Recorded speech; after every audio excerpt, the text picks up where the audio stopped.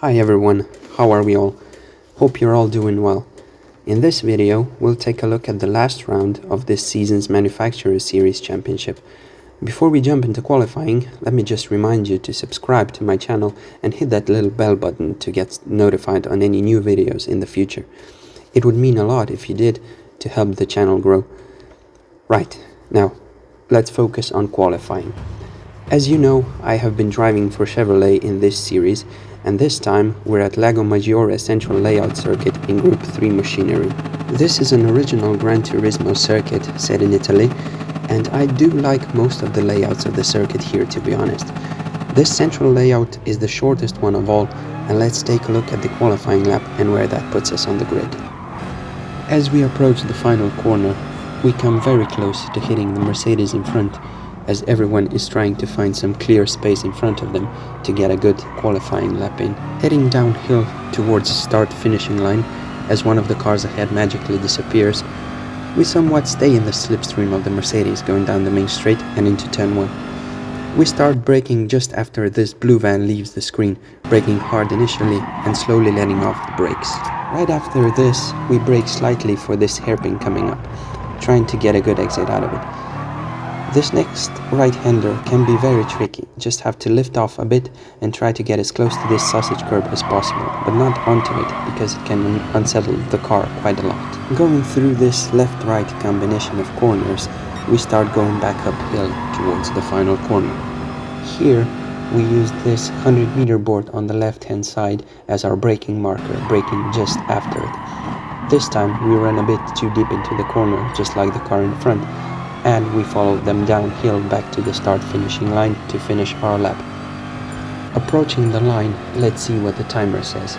We crossed the line in 43.872, that's 3/10 of the pole position time at the moment.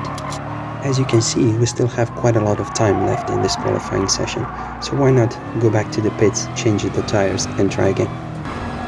Here we are, back on track on fresh set of tires, getting ready to start our second lap. Going around the final hairpin this time, we're not close enough to the cars ahead to give us any kind of slipstream, but also they can't distract us. As we cross the line, we start looking for the van on the left right away and stamp on the brakes right when we pass it. We get round the first corner well again, just like before, but this time losing the rear on the exit of turn 2 a little bit. It feels like we've carried a lot more speed through the corner this time, so let's see what the first sector time will say. As you can see, we're up by almost a tenth and a half, but as you can remember, we lost more time in the final part of the lap. We managed to stop the car right on time, which makes going around the corner a bit easier, of course. Is this going to be enough for us to improve our lap time? Let's take a look as we cross the line. It was enough, yes. We improved by almost 2/10 to P8, but we're still almost 2/10 off the lead. Skipping ahead to the end of the session now. Since we haven't been able to improve on our lap time anymore, we're currently in 11th place, but there are still some cars finishing their laps, so let's see what they do. And with the results confirmed, we stayed in 11th, which brings up the question, what strategy to use for the beginning of the race. I was thinking whether to stay on soft tires or go with the hards and get them out of the way quickly. In the end, as you can see, I decided to go with the hards first, as the hard compound was mandatory in this race. That would let me have soft tires on for the rest of the race once I got rid of the hards. As per usual, I'm going to leave you with the Manufacturer Series intro first now, and then we're going to take a quick look at the starting grid together.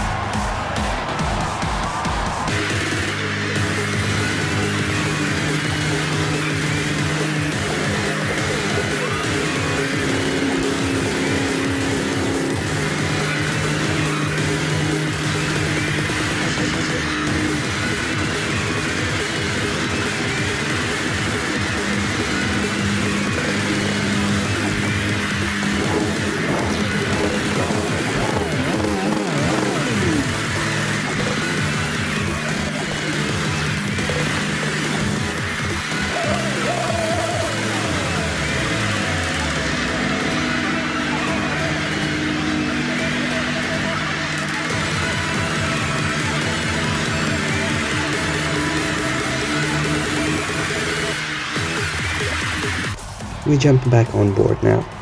You might have noticed how the last car on the grid was actually half a lap behind the leader already. That just shows you how short of a lap this actually is, although you have seen that before in our qualifying session. Let's focus our attention back to the start of the race. We're not starting in such a bad place on the track actually, not like in the middle of the last hairpin, as we get our countdown and away we go.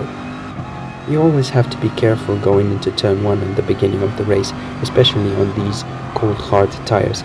We don't want to get a penalty right at the beginning, or to ruin ours and someone else's race going around these first 2 corners without any major problems. But this Brit in front of us getting it all wrong on the exit of turn 2. Thankfully, we avoid getting a penalty since we all know how the current penalty system works in this game. The first lap at this circuit was always going to be a bit hectic, with so many cars bunched up on such a short circuit.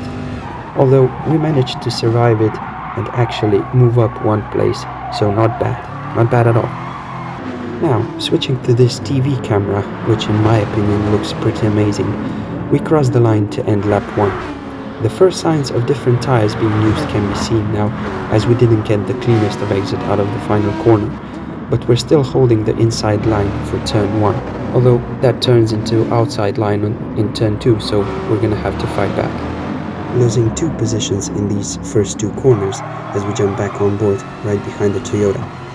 Settling down in their slipstream, we go through this fast downhill and then uphill section and we start gaining on them. Does that mean we can go for a move into the last corner? As we try to go for it, but the Spaniard takes the inside line and defends the position well. Because we were so focused on the car ahead, we haven't paid enough attention to what's going on behind us, getting under a bit of pressure. But we do get away slightly down the straight and have an easier start to the lap.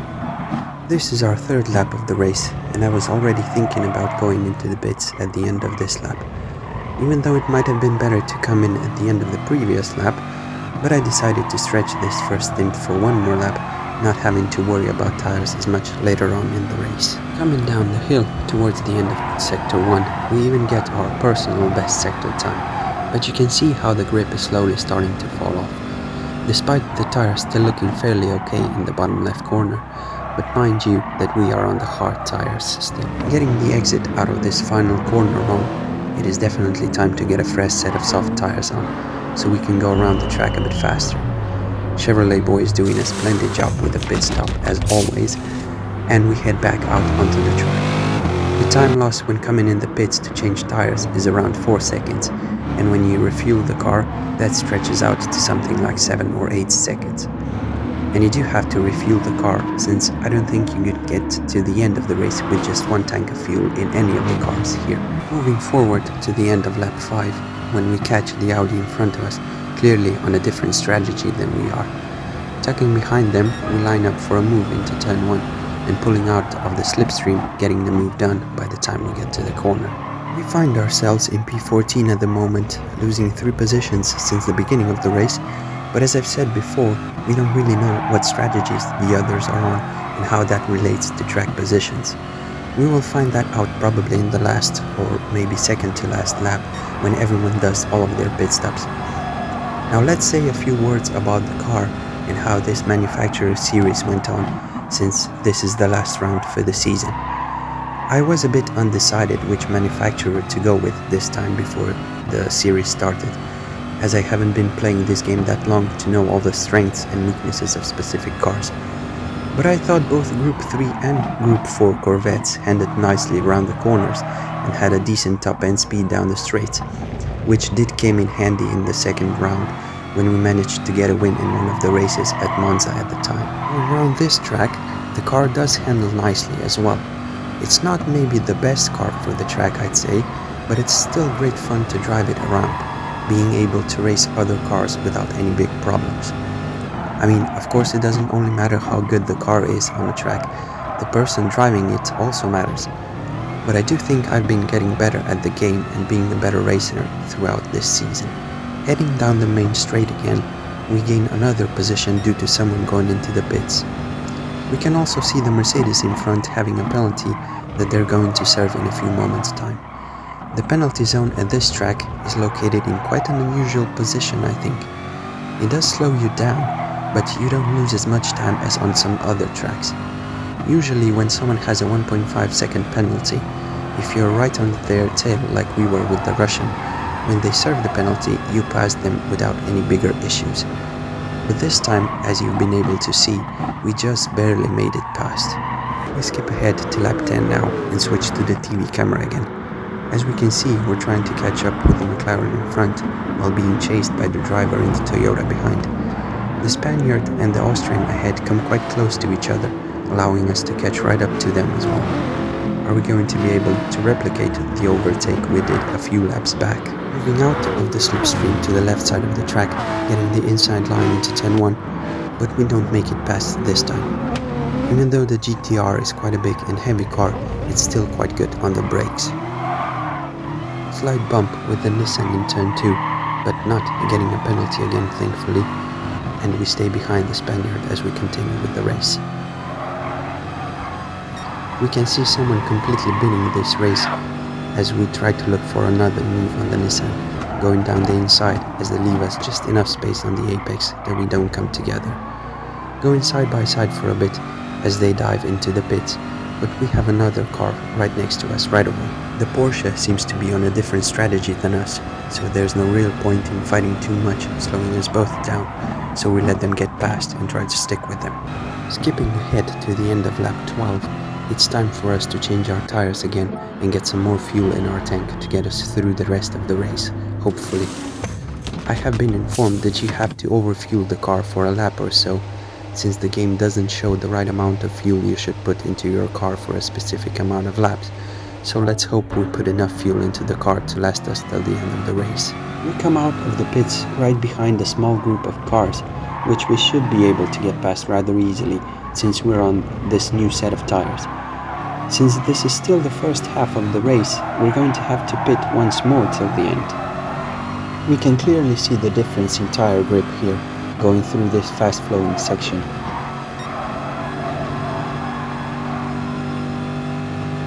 As we get close to the car in front to go for a move down the inside into the final corner. A bit of contact there as we go through the apex, nothing major though, and we both continue with the race. That's one position already gained, but there's still a few cars right ahead of us. We begin lap 14 now, which marks the beginning of the second half of the race. At this point, it doesn't really look that good for us, being in 16th position, but there's still a long way to go to the end. Despite our current position, we haven't done any major mistakes so far in this race, so in my opinion that's quite a good thing, as I have been known to throw away some races before because of some silly mistakes, which I'm pretty sure we all know how it feels. The two cars in front of us decide to battle each other, and we're going to say thank you very much to both of them and sail past. Advancing further on in the race, to the end of lap 17, we briefly find ourselves in P5, as we can see a couple of cars coming back onto the track. Unfortunately, however, they put us off a tiny bit, and here comes our first mistake, let's call it, because of which we now have dirty tires and will have a bit less grip compared to the other cars around us. We can see that that really is the case as we drop down quite a few positions, and I was starting to think about coming in to change the tires one last time. With 8 laps left of this race at the end of this one, that's exactly how far a set of soft tires usually can go. I did try to shorten this last stint, as I said some time ago. However, because of the lap that we had and being stuck in traffic, it might be better to come in early and go for an undercut on the cars ahead, which I'm pretty certain are going to come in once again as well.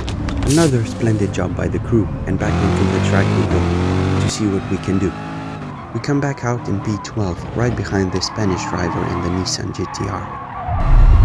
Skipping ahead a few laps to lap 23, still behind the Nissan as we haven't been able to make any more progress on the track, apart from people coming in to change their tires. We have just over 3 laps left now. Can we gain any more positions? Getting close to the end of the race, most of the strategies are going to play out now, and fights for actual race positions are starting. But there is another thing that we should be aware of, and that is the fuel. There's just under a quarter of a tank left, But is this going to be enough to get us to the end of the race? We're just going to have to wait and see. All this fighting with the cars ahead probably won't do our fuel saving much good, and most of the corners here are pretty slow, which means that there is always a high acceleration zone coming after those corners, and that uses the most fuel. The straights aren't so long, so you could tuck in behind someone and use their slipstream to save some fuel. So this is going to be an interesting ending in case we haven't been managing fuel consumption well enough. Both of the cars ahead go a bit wide through this final corner. Unfortunately, we couldn't avoid bumping into the Nissan, so let's hope we don't get a penalty at this stage of the race. That would put us quite far down, despite my earlier rambling about the penalty zone. We get away with it, and with 2 laps left, we can still hope for a good finishing position. It has been quite a fun race up until this point. However, some of the best moments are still to come. We can see the red dot starting to blink on the bottom left where the fuel gauge is, but we can't afford to slow down now to save some more fuel because we're in the middle of a battle. We line up for another move into the final corner. Are we going to make it stick down the inside? Yes, we do. We finally get ahead, so let's stay focused for one more lap and keep this position. It's going to be a tense final lap, although it is a short lap, but a lot can still happen. Crossing the line with 0.8 laps worth of fuel left, with cars just on our tail chasing us down. P6 is also right in front of us now, most likely on a set of hard tires, but we should worry more about the cars right around us, and not so much on who's ahead. Trying to stay aggressive with defending our position, but still racing clean and fair as I always try to do. I was thinking I should try to brake late into the final corner, not to give anyone the opportunity to dive down the inside, but this time this doesn't really work out too well. We go too deep, unfortunately. The Nissan obviously brakes even later. As we head downhill towards the finishing line, our fuel comes into play again. As I say that, we run out of fuel just before crossing the line and we lose another position. Finishing in 9th place, which could have been better, but we could have also lost some more positions at the end. I wasn't too disappointed with the result, and since I missed most of the other slots, this was the only race I was able to do in this round. So that will be it for this video from me. Hope you enjoyed it. I tried doing this voiceover for the first time, so I hope it was okay. Let me know what you thought in the comments below, and don't forget to like and subscribe to the channel. Thank you for watching, and see you in another Gran Turismo Sport video very soon.